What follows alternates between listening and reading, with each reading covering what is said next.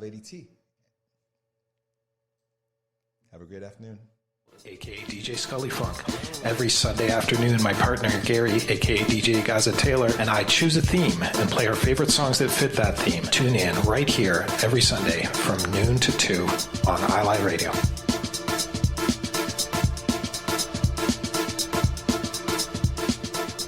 Every Friday, take a trip around the world with music from around the globe. Colors of Rhythm with your host DJ Ron John. Fridays, 6 p.m. to 8 p.m. on iLive Radio, iliveradio.com. Hey, what's going on, everybody in cyberspace? This is The Groove Show with your boy, the crowd pleaser, DJ Mark Anthony. Don't forget, each and every Saturday afternoon from 4 to 6 p.m., we want to put you in the mood for whatever the night has in store. I'm playing only the best feel-good, party rocking, body-shaking music from funk to soul to reggae to R&B, house to salsa, and much, much more. We call it The Groove each and every Saturday from 4 to 6 p.m. Keep it locked. It's the crowd pleaser, baby. You know how we do. We'll see you on the air. Peace. Attention all musicians, bands, associations, clubs, and organizations that represent collective styles of music across Canada. Now is the time to rebuild our collective music nation genres like hip-hop, R&B, jazz, soul, reggae, gospel, and more united. The Collective Music Nation is a non-profit organization committed to the development of collective music. Free memberships are available now. The Collective Music Nation. One voice, strength in unity.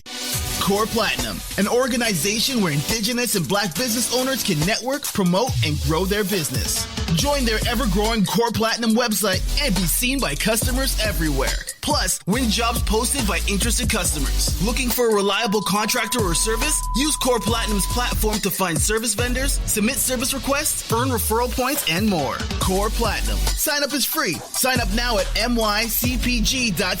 That's mycpg.ca. You're listening to iLive Radio, changing the way you listen to radio. iLive Radio. The number one hit music station.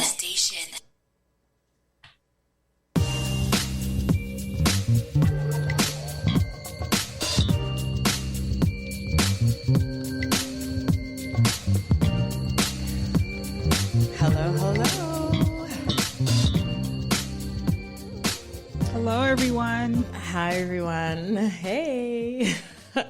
Welcome to the Sunday's edition of Womanhood. Thank you for joining us today. Really appreciate it. How are you doing over there, Tina Nicole? I'm doing wonderful. How are you? I am blessed. As you can tell, I am in the studio today. Decided to come with Son of Man and be one with the studio. So back in my original stomping grounds, which is great. Awesome. Yeah, it's really good. So it's so funny because I knew you were going to be in the studio today and I see, like a little shocked. I'm like, wait a minute.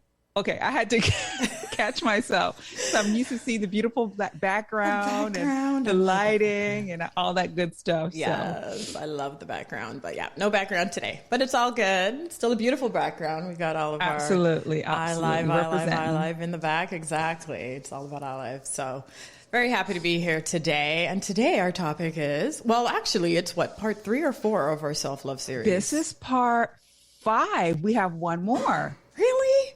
Yes. Why do I think there's part 5? We have one more after this. So this is part 5 of our self-love series. And today it's a really good one.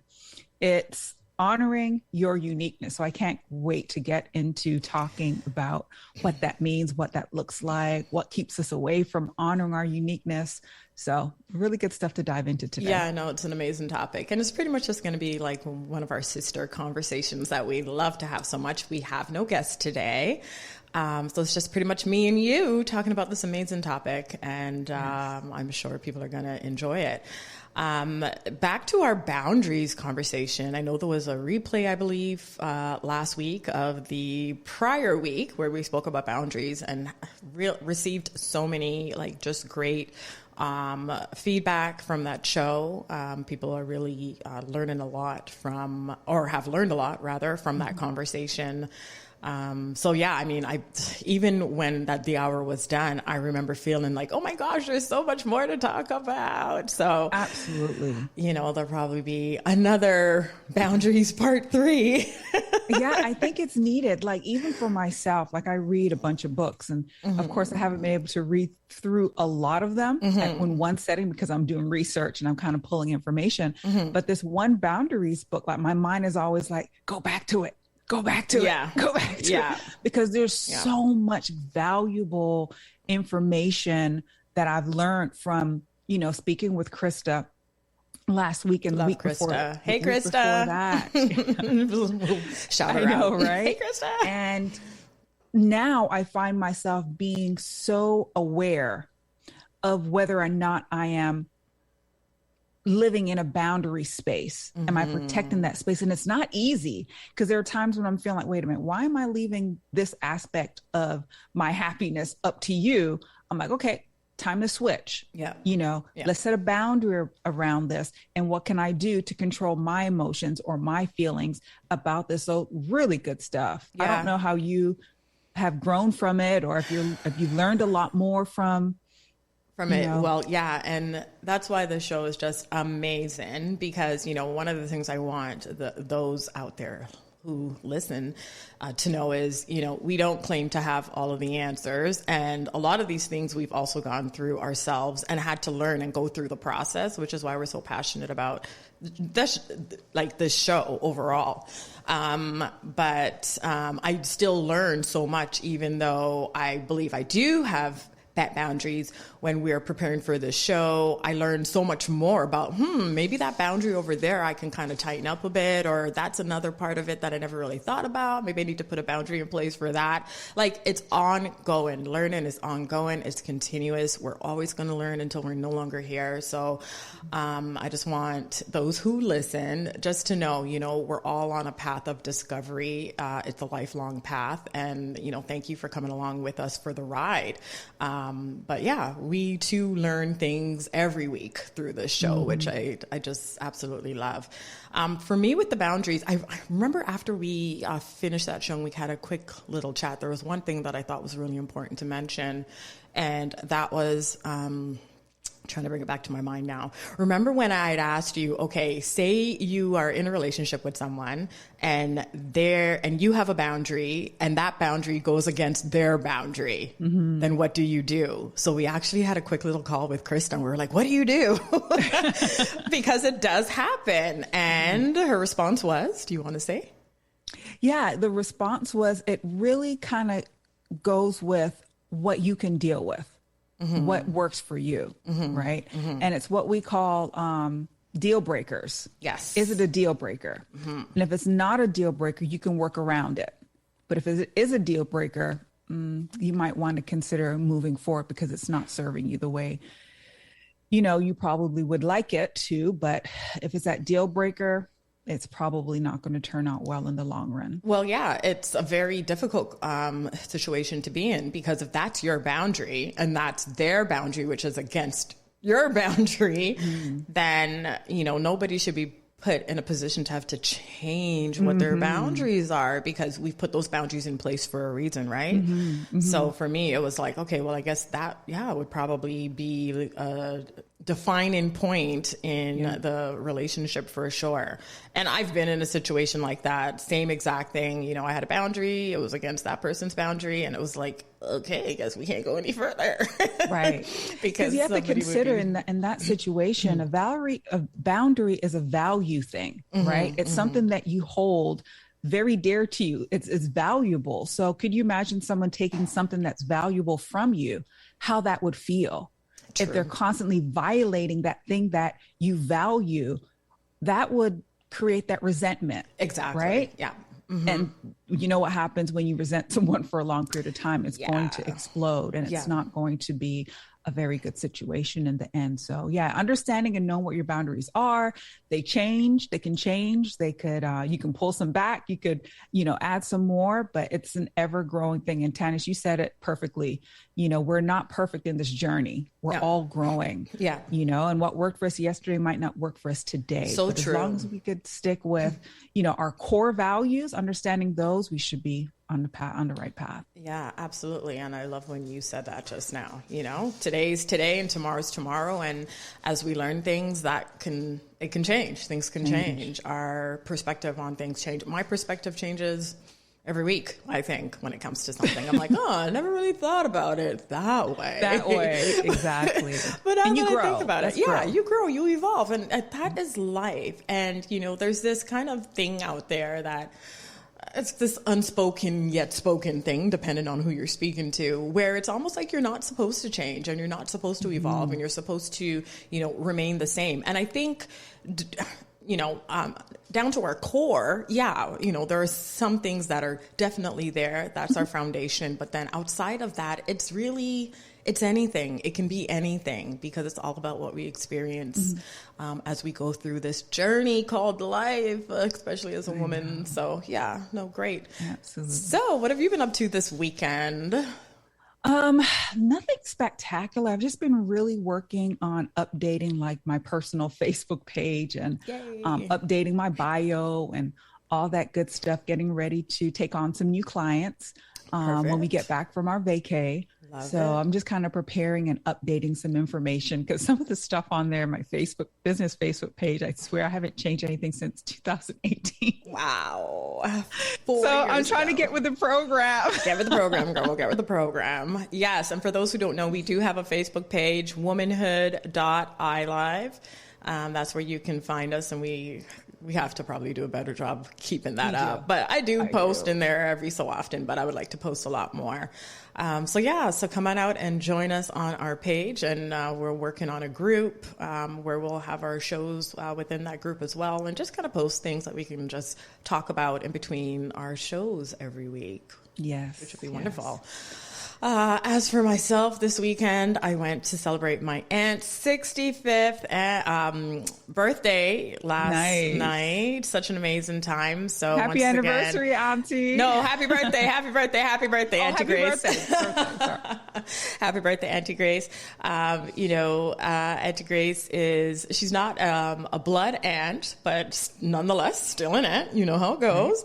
And I've known her since I was about maybe 2 or 3 o'clock. Met her through my daycare friend, Georgia. Shout out to Georgia if she is listening to the show right now. And we kind of married our parents so we can have so we could have the friendship that we wanted to have. I like that. And we discovered that we lived in the same building. I lived on the 2nd floor. She lived on the 4th floor. So I was always at her house or vice versa. And we just grew up, and still to this day, from daycare to now, still like just the greatest of friends. That's awesome. Yeah. So, family comes in all shape and makes and colors. And I definitely consider them my family to the core. So yes, happy 65th, I guess I could say that, birthday to my aunt. And I hope you had a wonderful day. It was a great party. I danced. I had a good time. The food was great. I definitely got to do it again. That's good. So even though it's not blood family, but family's where love is. So if you're finding love there, it's fam. Yeah, family is what you make your family to be, right? Yeah, absolutely. So really excited for that. And of course, as you mentioned, our upcoming trip to Dubai next week. So really excited about that. We have to figure out if we're going to be on air or not. We're not sure. Let's see. We'll figure it out.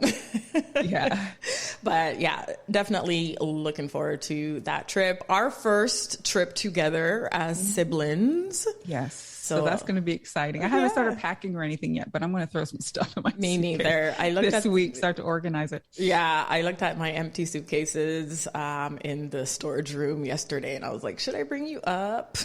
just start putting like a few things in, because I'm one of those last minute packers. I literally will wait until the day I am going away. Okay. And start packing, or the day before, and like just start throwing things into my suitcase. And I really don't want to do that this time. I want to be a little bit more prepared because you're so far away. But no, it's going to be. And not only is that it's so far away, but also I look at the dress codes that they have. So for me, I feel like it's going to take a little bit more effort into planning what to bring, because, they are very conservative. And, they want depending on where you go, they want your shoulders covered and your head covered. And, so for the most part, I'm just having to be very cautious to make sure that I respect their culture and their way of life as I'm packing clothing. So absolutely. I know I have some, I had a dress and I was like, I like this dress, but then I was like, is it too short? Is it too, you know what I mean? Because I don't want to be, I don't want to find myself in a situation where they're like, you can't enter with that, with that skirt, or you got to take off those shorts and put on something else. So yeah, we will figure that all out, but I know it's going to be an amazing time. And I plan on probably putting some little clips on our Facebook and Instagram page. On Instagram, we are at womanhood.ilive as well. So that's both for Facebook and for Instagram. And I'm thinking, we could kind of put some clips of our time while we're there. I think that'll be fun. So if you want to know how the trip is going after next week, or pretty much, let's say following Monday, not this Monday, following Monday. Yeah, tune in to our Instagram and our Facebook and see what we're up to while we're there. Yeah, I think it'll be good. Okay. All right. Well, with all that said, let's start to talk. Dive right in. All right. So one of the things that we're going to talk about is the influence that social media has on us accepting who we are and loving our own uniqueness. Many of you probably already know we are in a filter society. Most people don't post a picture without this altered image, which is typically an unrealistic version of ourselves. Because people want to see, they want to look gorgeous and they want to be beautiful. They want to be perfect. And Lady T and I had this conversation about the word perfect before we got on air, and we'll kind of go a little bit into that in a little bit. But how do you feel about that, T? Like, what do you feel really hinders us from just accepting our true natural beauty? Do you feel that social media and these filters kind of give us a distorted image of who we are? And how does that play into our psyche? I think it does. I'm definitely more aware when I post certain pictures, like, okay, do I like how that looks? Is my angle okay? You do scrutinize things before you post. And I'm not hardcore about it, I would say, but I do like a nice smoother looking picture versus a rough looking picture. So, sometimes I do throw on that smoothing filter. I try not to over filter because to me, it's very obvious when people over filter. And I don't like how that looks. It's like, okay, you look plastic or you look like a doll. Like, it's just, it looks distorted. I don't like it. Right. So I try to keep, when I do filter, very, very basic. I'll just use like one filter and that's it. But yeah, I can see the pressure that's out there, especially with everybody doing the same thing, like even when you look at certain celebrities, all their photos are filtered in some shape, way, or form, right? And now it's gone beyond filters where you can change the size of your nose and your eyes and your lips and your cheekbones and all sorts of stuff, right? Like you can look like just somebody who you're absolutely not. So it's, how do I feel about it? It would be nice to not have to feel the pressure to have to do that, which is, I guess we'll talk more about that as we go. Yeah. But it's kind of the reality. Yeah, it's not. It's easy for me to come and say, because I had to do some research to really understand the serious effects of it, right? Because let's be real, we all want to look beautiful. We all want to look like the women on the magazine covers, right? Yeah. Just picture perfect. And these filters help us live in that imaginary world. But according to research, that's actually creating a lot of dissatisfaction with our own natural selves, from body image issues to increase in even teens as young as 13 going to get surgery to alter their face. And they will take pictures of their photoshopped or filtered self to the surgeon and say, hey, I want to look like this because I want to look like this all the time in my selfies. So they're willing to go under the knife and change themselves and change their physical appearance at such a young age because they're dissatisfied with how they look naturally. Wow, 13 is so young. Oh my goodness, I can't believe it. Because when you think about it, if it affects adults the way that it does, because I know so many people, they don't post a picture without it being altered. you would not see an unaltered picture. They live by it, right? So if it's affecting us as adults like that, we have these young minds who are still developing. Could you imagine the impact that it has on them when they get older, the dissatisfaction that they have with themselves, you know, their natural real selves? It's really sad. It is really sad. And it's very dangerous too, just that whole comparison game. And just not being able to feel comfortable in your own skin and accept, you know, who you are and know that that in of itself is enough and it's beautiful. So yeah, it's really unfortunate. And, you know, a lot of it has to do with the things that we see out there, not just on social media, but even like in the TV shows we watch. So for instance, you know, I always have to kind of mention them because they are social media, but you look at the Kardashians and then you have Kylie, who was very young when she started going through her stuff, you know, changing her lips, changing all the other things that she changed, and then denying that she actually had changed anything, that she just kind of grew into these features. And she denied that for years before it was like, okay, girl, stop lying. Like, we know you have had work. And I believe she was probably like 15 or 16, right? So she was very, very young. So she's in that early teens. And I remember having the conversation with my daughter at that time. And I said something about her being plastic, referring to Kylie. And she goes, no, she's not. It's natural. Like, she believed what she was. Yeah. And then, you know, kind of comparing herself against this whole new norm, you know, because I mean, let's be real. They've kind of created this new norm that's plastic. It's not realistic. And they've taken that norm from another culture and kind of created it to be what every woman should aspire to look like if you're considered beautiful. So when you have images like that on TV and in the magazines and on social media, I can see how that can penetrate a young mind. And it's not just young minds, because adults also, you know, compare themselves to these people as well. Yeah. So, and the sad thing about it, there's another statistics that says that 80% of girls compare themselves to other girls online. Yes. 80%. 80%. Wow. So that comparison trap is deadly because it often causes these young women, and I would even say adults, to do things to themselves that is harmful. More harmful than good. More harmful than good. Yeah, absolutely. In this article that I read from Healthline, it's a really great article. It is called How I Learned to Stop Comparing Myself to Others. So this woman decides to go on this journey because she realized in comparing herself to others, it was just doing her a complete disservice. But I like what she says here when she says, sometimes these comparisons can actually be helpful. Okay, pause there for a second. Okay. They can give you a blueprint for improvement and inspire you to change, if that's what if that's what you desire to do.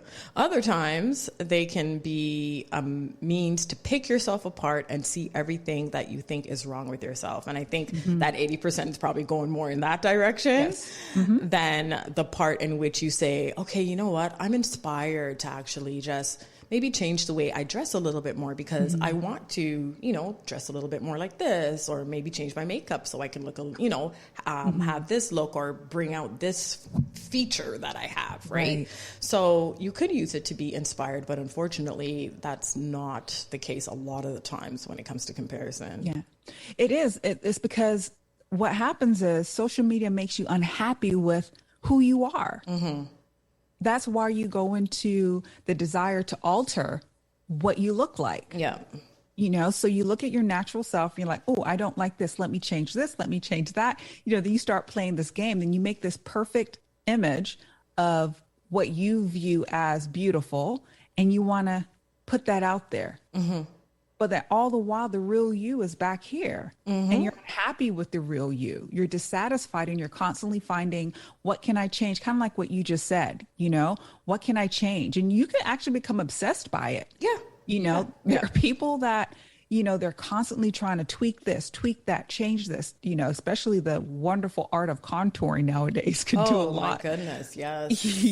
Makeup, could do a lot of wonders. And like I said, it's fun to play with makeup and hair, but I think we're talking about the deeper harm that comparing ourselves to others or having this unrealistic idea of what beauty looks like and what that really does to your self-esteem and your morale. Mm-hmm. Yeah, no, absolutely. It can be quite debilitating. It can cause anxiety in people. It can cause depression in people because they just don't see themselves reflected in society. And yeah, you kind of just go, it really can pulverize your self-esteem and make you feel like, okay, well, why am I here? I'm just holding up space. Like I don't even, compare to all of these quote unquote beautiful people who I see every day. And it's because you're just constantly immersing yourself in this material.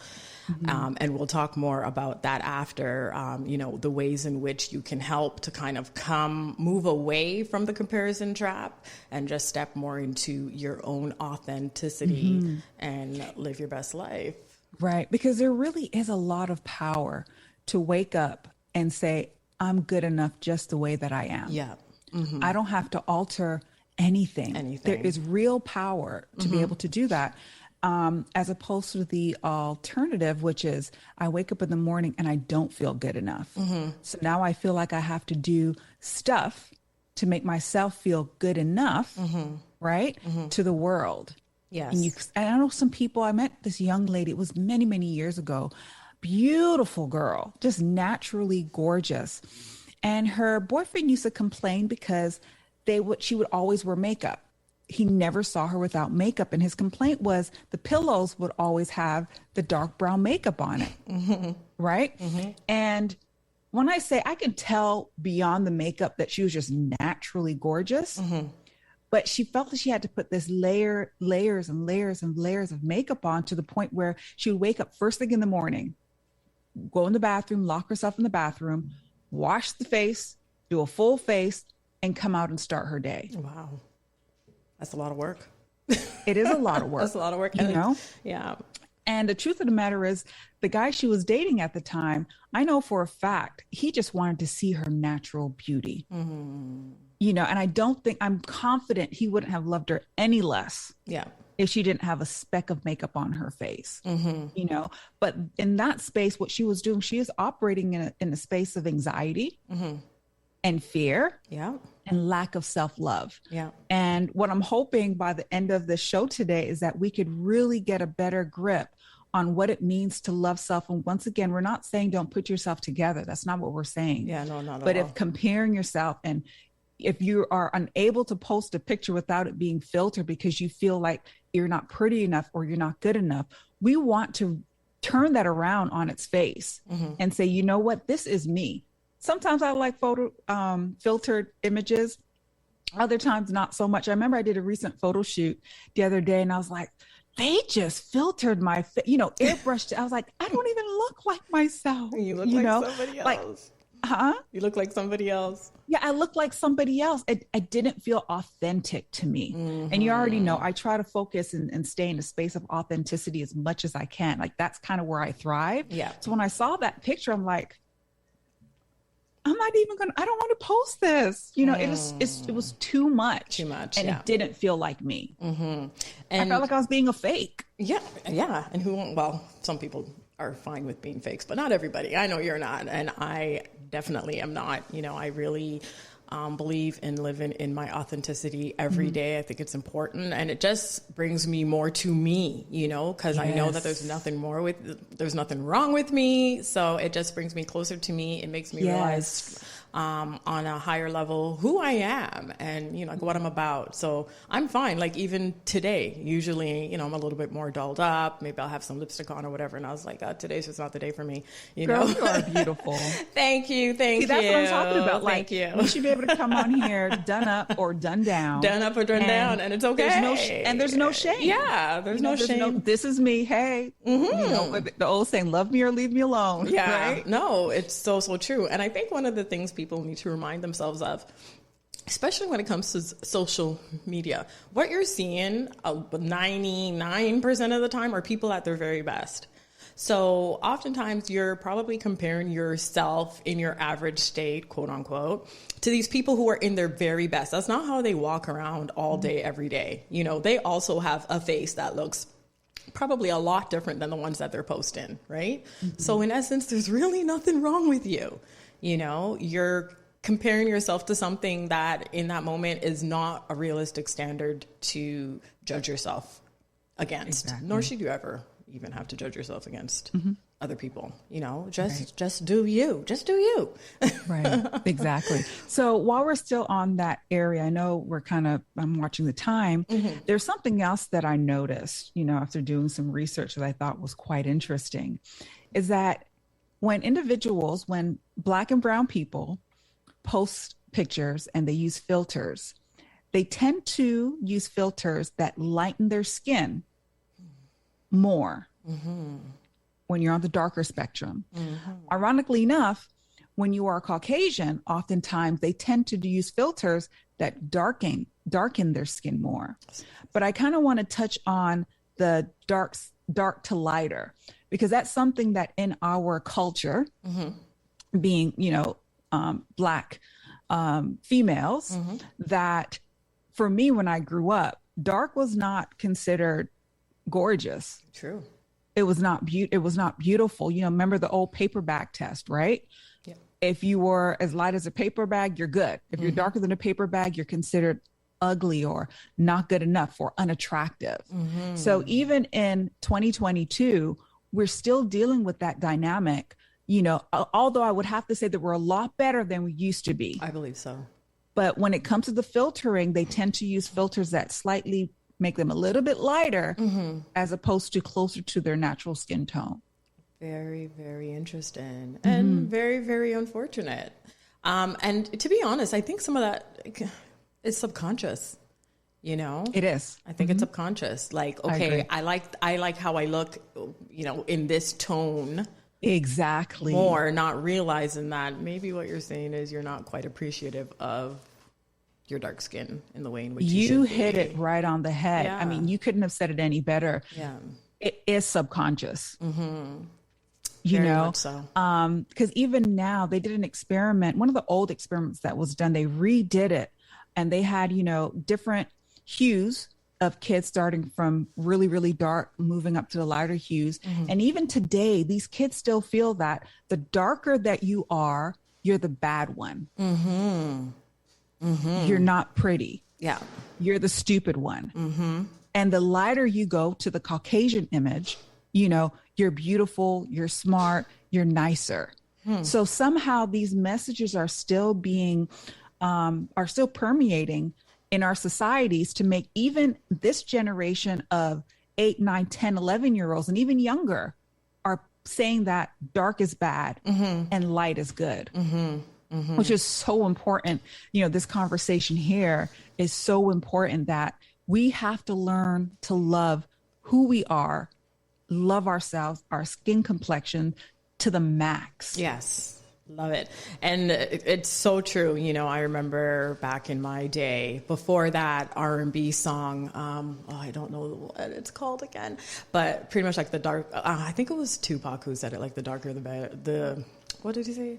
The darker y'all know what I'm talking about. The sweeter the juice. The darker the berry, the sweeter the juice. Yes, that was what it was. But before that, you know, I remember growing up and constantly being teased about how dark I was, you know. And it's interesting how much I love myself and my darkness, because I really shouldn't, with all the teasing that I went through as a child.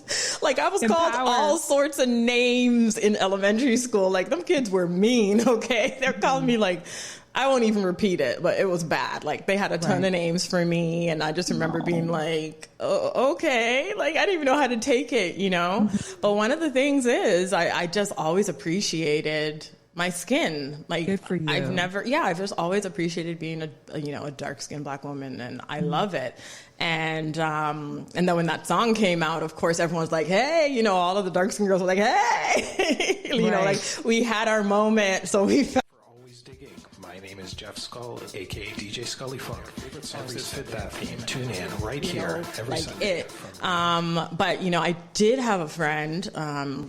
And I remember having a conversation with her as an adult. Like, this is a woman in her 40s, and she said, like, she hates being a dark-skinned woman. Mm-hmm.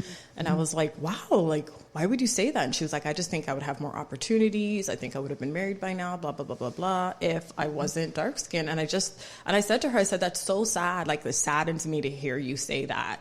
I said, I love being dark. Like, I don't feel like it's restricted my opportunities in any way, personally. Maybe because I don't have that mindset, so I just don't give it energy. Maybe that's the difference. She actually gives it energy, so she's able to see where it's not filling in those gaps for her.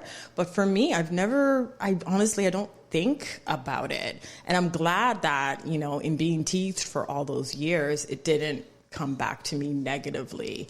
Because I always think, man, if I really held on to that stuff, I would be like a bleached queen by now. And that's a whole other topic, Yeah, that's a whole other topic. That's also I was on the other spectrum. So kudos to you, I was on the other spectrum where I was told, if you were a little bit lighter, you'd be prettier. So I intentionally did not like to go in the sun, because I was afraid to get darker. Now, I did this subconsciously. It wasn't even consciously. It was subconsciously, right? And it wasn't until I got, older, maybe in my late 20s, 30s, that I loved to get my tan, when I would travel or, give me darkness, bring it on, bring right? It on, yeah. But it took me a while to accept that, because I was conditioned that the lighter you are, the prettier you are. So I was definitely one of those that did things subconsciously to avoid getting darker. And so it did affect me in a negative way. Once again, it was so unconscious, because you just kind of do what you do for survival. That's what it felt like. You do what you do for survival without even thinking why you're doing what you're doing, until you have a better understanding of, wait a minute, I have this insecurity. I'm uncomfortable in my skin. What can I do to change this? It's that awareness piece, which is key. And that's something that we definitely want to let our audience know. Awareness is power. Yeah.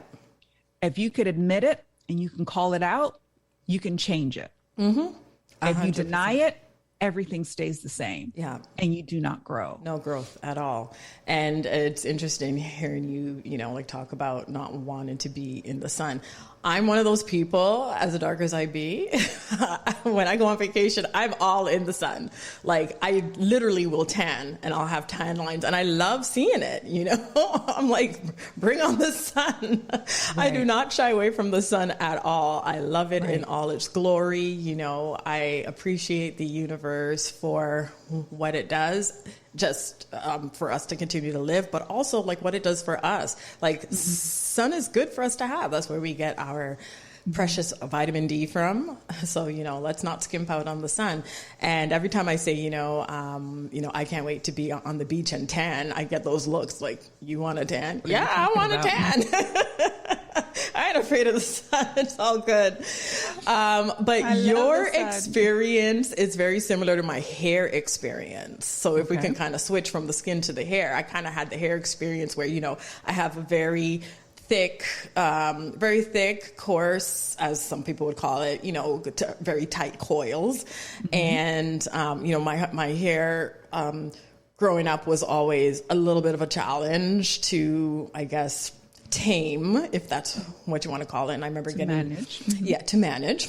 And I remember getting my first relaxer when I was 8 years old. And, my hair didn't take very well to that at all, because, you're a kid, and I wasn't taking care of it the way I should have.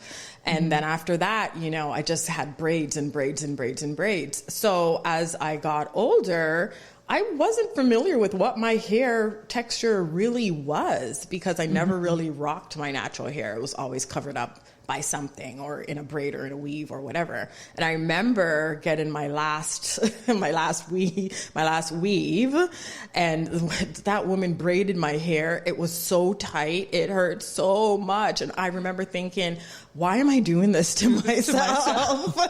Like, why? What kind of standard am I trying to achieve? Yes. That's just not naturally me. You know what I mean? That's not me. All this long, flowy hair. And it's not to say we can't obtain that. We all know we can.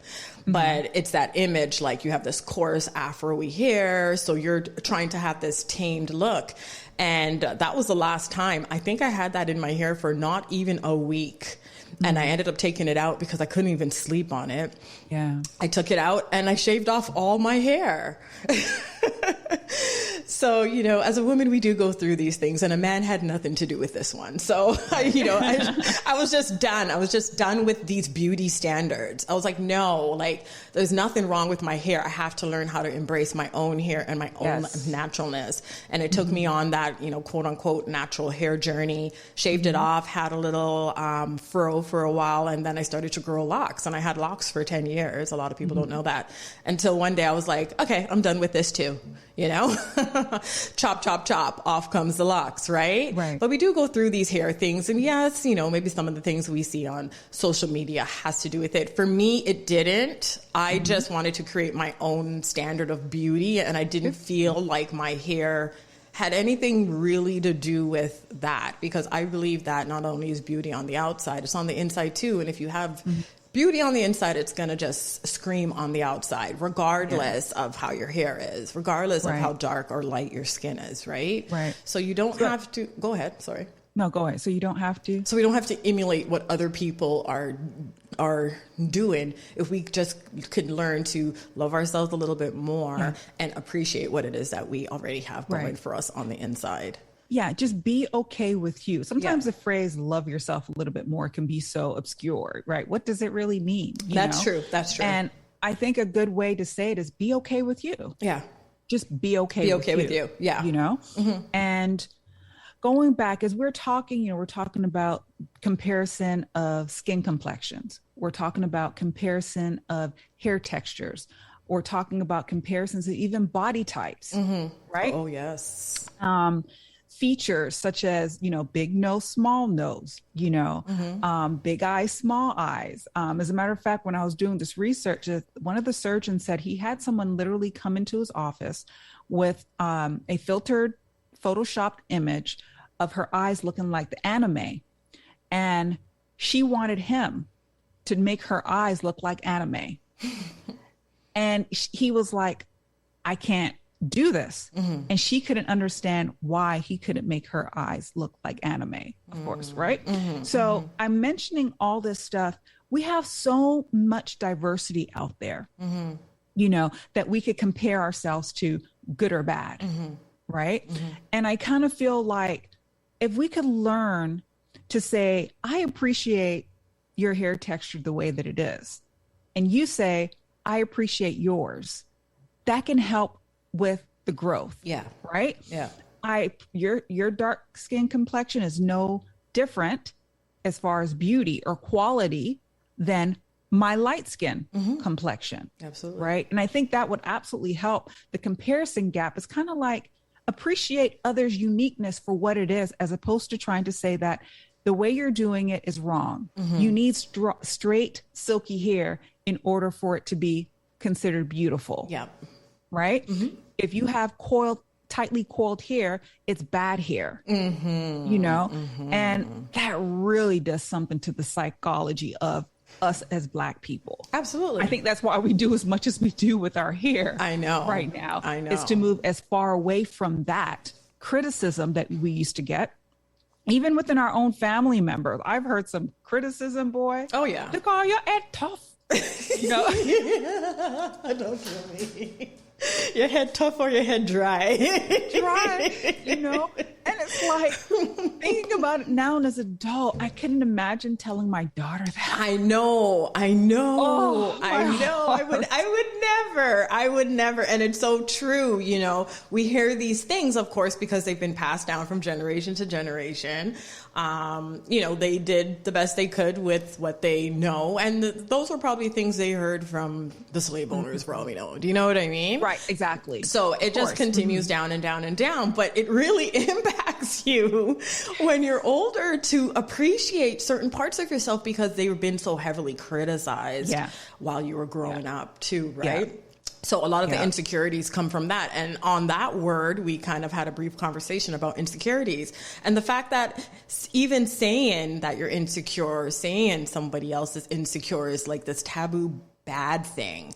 But the reality of it is we all have some sort of insecurity. It may be a small one, it may be many, but we all have an insecurity of some type that, you know, we continuously work through on a daily basis, or we don't. And we learn to love. Exactly. Yeah. Exactly. That's the key. It's learning to love it. Yeah. You know, I'm not comfortable with it. I don't like it. That's the admitting, you know, that you're insecure or you don't like something. But at the same token, I'm going to work hard to learn to love it and deal with it. Yeah. No, it's so true. Because at the end of the day, yeah, you can change it, but we all know what comes with that. So, you know, just accept the fact that we are unique beings. We're not all here to be the same. That's not the purpose of being a unique being. You know, we come from different DNAs from all across the world, from various people to create who you are right now.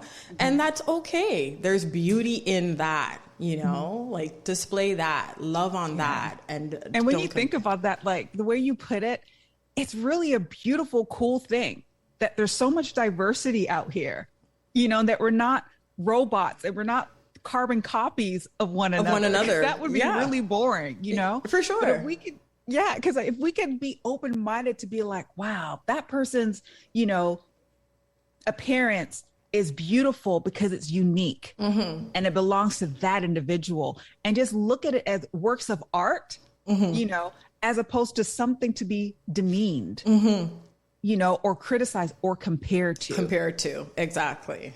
And not try to compare that. I know in some countries, I won't name the country, but it's somewhere out east, I believe, in order for their girls to have small feet, they like band their feet so their feet don't grow past a certain length, because a woman with big feet is not considered beautiful. It's considered manly. And I'm like, wow, that's hard, you know. Me sitting over here with a size 10. My size 11, I'll be in trouble. Oh, you're a size 11 girl. I'm a size 10. So I should be a size 6. I wouldn't even be able to walk or support my body if my mine in half. Look, break it in half. 5.5. But that's what makes us beautiful. And, you know, it's like, yeah, you know what? There's size 11. There isn't anything that I can do about it. So you just continue to live your life and, you know, not give that so much power that it's going to make you feel bad about yourself. Energy. Yeah. Yeah. My finger toes are going to be finger toes until the day I die. Your finger toes. I have a finger toe too. Don't worry. See, and it's okay to say, yeah, you know what? I am a little bit insecure about my thick thighs, you know, or whatever, but it's all good because that's my body. And hey, it is what it is. You just embrace it and you just keep going with it. So let's start talking about some of the ways in which we can kind of combat this comparison syndrome that we tend to have and just love ourselves a little bit more authentically, if possible. So of course, this is the topic about self-love, and how can we talk about self-love without talking about self-care? So self-care is the first one. So, you know, just love on yourself a little bit more, run a hot bath, pour yourself a glass of wine. That can be self-care. And continue just to be honest and insightful and self-aware about, you know, some of the things about yourself that you would like to improve. And rather than putting that energy into continuing to look at these images and try to strive for them or feel bad when you look at them, just find the beauty within yourself and, you know, maybe even dig deeper to discover where your feelings are coming from when it comes to those insecurities. Sorry, did you have something to add there? Yeah, I was going to say, and sometimes you just have to speak life into yourself. Yes. You know? Yeah. Understanding, okay, you know what? I don't like my nose, you know, but this is a nose that I have and it fits my face and I can breathe, you know? It serves its purpose. It serves its purpose. Yes. And, you know, I was created, you know, this was my creation, you know, the creator's creation, you know, this is what came out and it's beautiful. And just really have to speak that into yourself. I'm beautiful, and start to look at the characteristics of that thing that you don't like, you know, until you could appreciate it for what it is. And it no longer has power over you. So that when you look into the mirror, you're not constantly criticizing yourself, because that's negative energy that you're pouring back into yourself. Yes. That negative energy has heavy weight to it. It's a loop. It's a loop. It can really take you for a loop. In this article here, which I loved, and on Healthline here, she says what she did was she started to journal her thoughts just to kind of uncover where they were coming from. And that allowed her to look inward.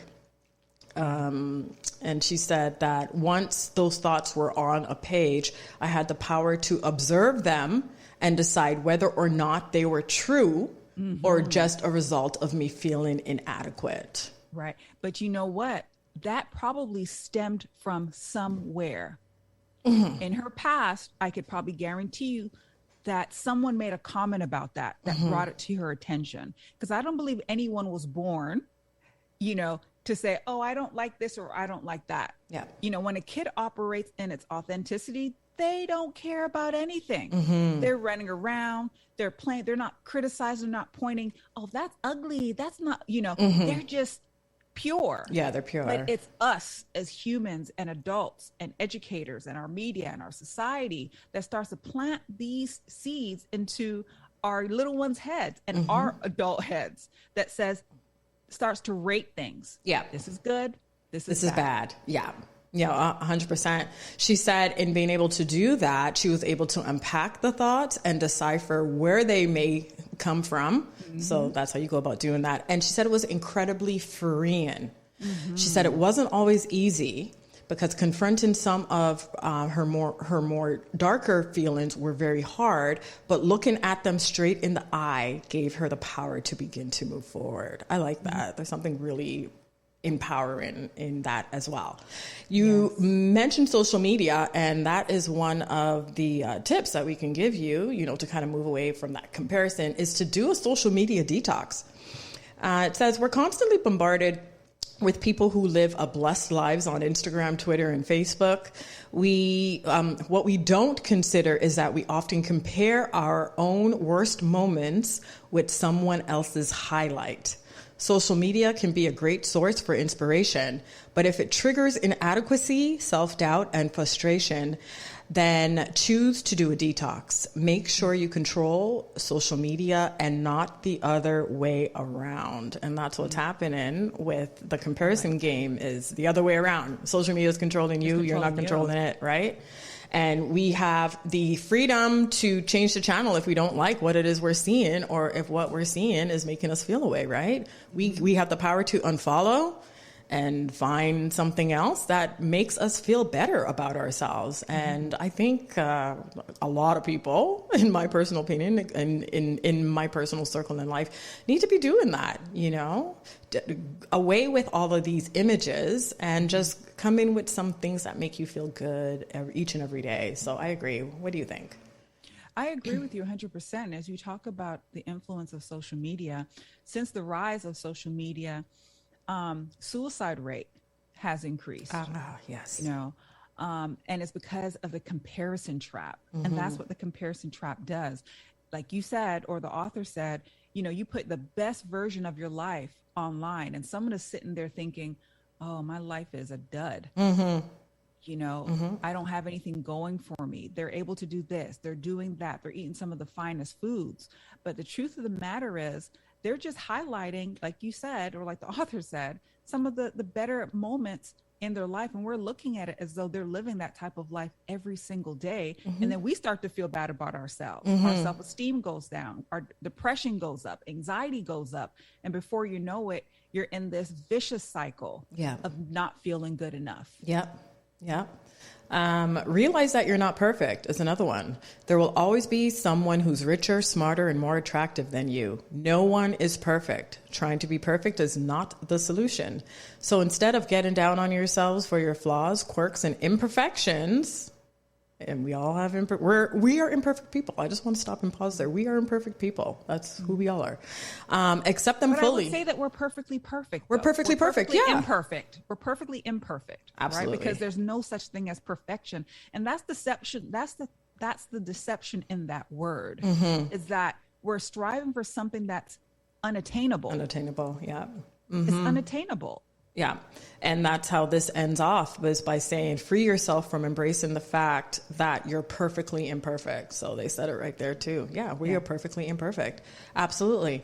Turn your comparison into inspiration. So we tend to compare behind the scenes with someone else's big moment. We tend to focus on their success, not on the thousands of hours that they've spent preparing and working for their achievement.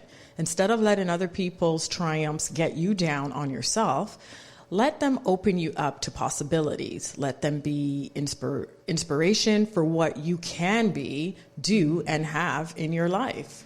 And I have a personal story with that. I know we have 6 minutes left, but I have a personal story with that. I remember before I became a nurse, and I was there, and I was like, should I go into nursing? I don't know. I'm kind of going around, but I really didn't think I can do it. And I don't know why I didn't really, I kind of know. I do know. I think it was because of just how I saw myself at the time.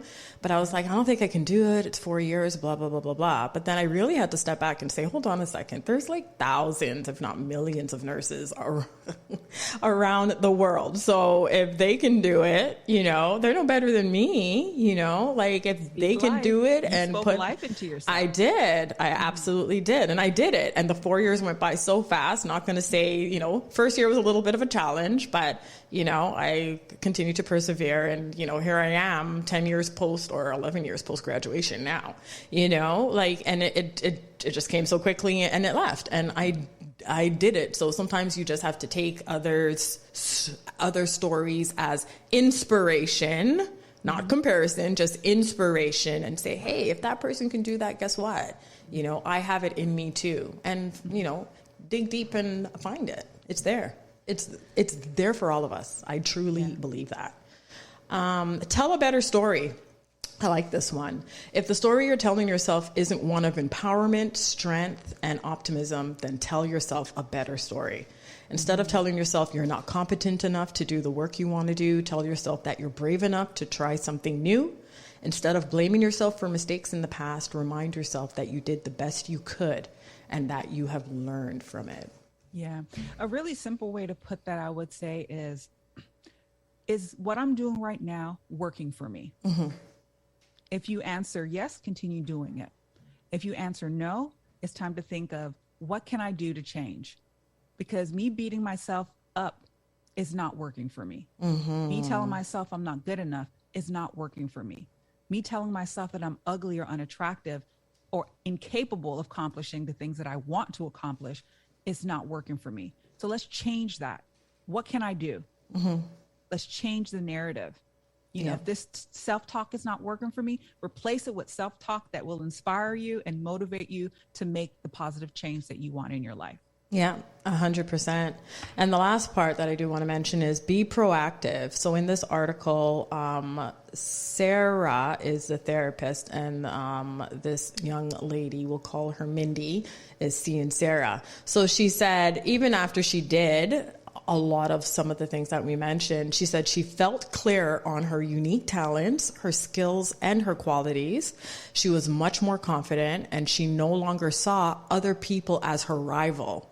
She said she felt lighter, and her friends remarked that she seemed to be in a great headspace. She also said, I wasn't feeling burdened by feelings of inadequacy anymore or worrying about hiding my jealousy. She found herself able to appreciate and celebrate other people's successes as well as her own. And I like that part. Celebrating other successes, but also celebrating your own.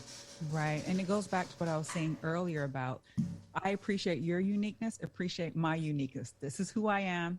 this is what I look like, right? So I know we have like 1 minute or so. So I want to read something from this really cool book. It's called Self-Love Poetry. And I think it's a great way to wrap up today's show.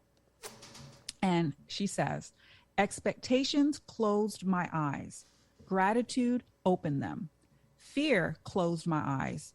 Trust opened them. Complaining closed my eyes. Appreciation opened them. Perfection closed my eyes. Authenticity opened them. Guilt closed my eyes. Self-love opened them. So what we're hoping is that self-love will open your eyes today to free yourself from the bondage of the comparison trap and learn to love yourself a little bit more each and every day than you did the day before. Absolutely. I love that. Beautiful. So thank you, everybody, for joining us today. We hope that you were able to take something away from this. We appreciate you. And tune in, of course, next week, same time, same place.